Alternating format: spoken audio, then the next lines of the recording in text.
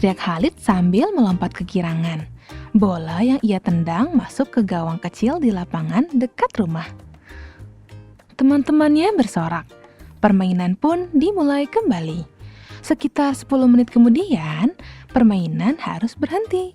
Malam sudah kian larut. Khalid harus segera pulang.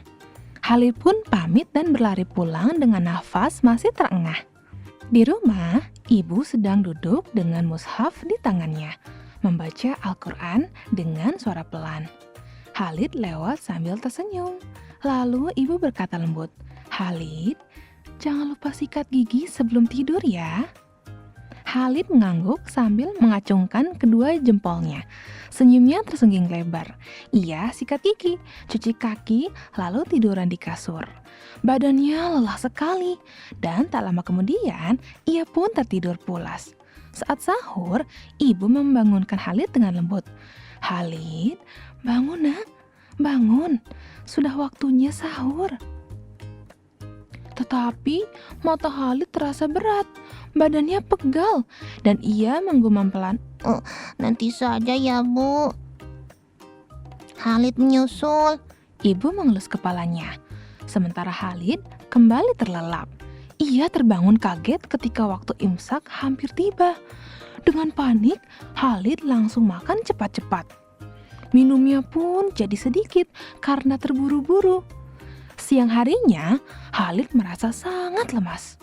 Tenggorokannya kering dan kepalanya agak pusing.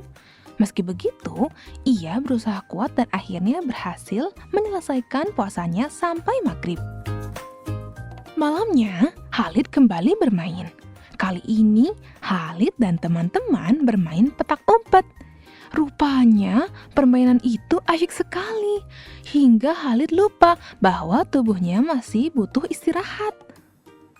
Keesokan sahurnya, ibu kembali membangunkan Khalid.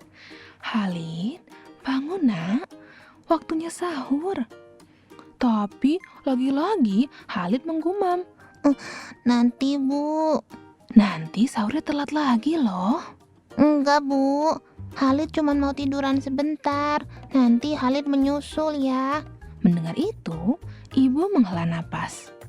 Rupanya apa yang ditakutkan ibu pun benar.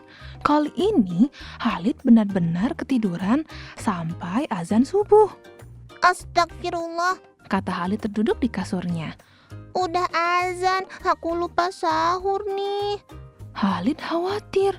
Akan tetapi, Khalid berpikir, Tidak apa-apa tidak sahur. Aku kan sudah terbiasa puasa. Pasti kuat." ucap Khalid singkat. Karena itu, Khalid pun kembali berbaring dan lanjut tidur. Siang hari itu, matahari memancarkan sinar yang terik sekali. Udara pun menjadi panas.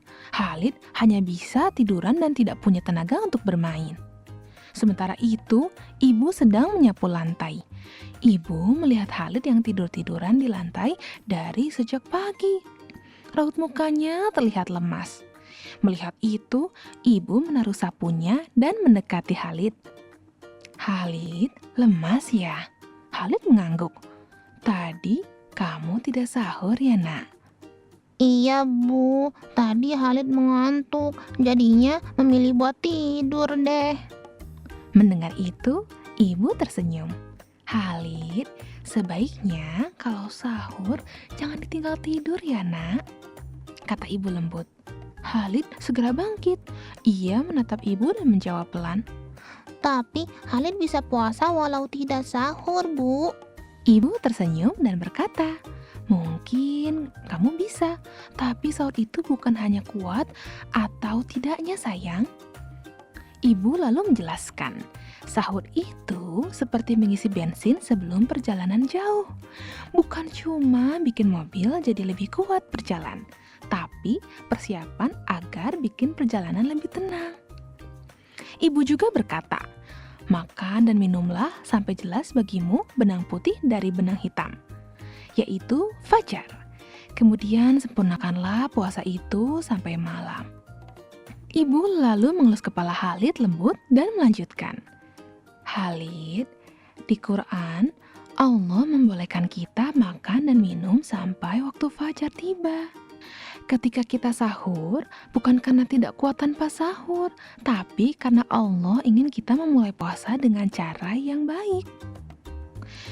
Sejak hari itu, Halid tidak pernah melewatkan sahur lagi. Meski saat sahur matanya masih setengah tertutup dan menguap berkali-kali, ia tetap duduk dan makan bersama ibu. Anehnya, saat puasa, Halid justru merasa lebih kuat dan bersemangat. Ia pun belajar bahwa sahur bukan sekedar makan, tapi waktu penuh kebaikan yang membuat harinya lebih bermakna. Tamat.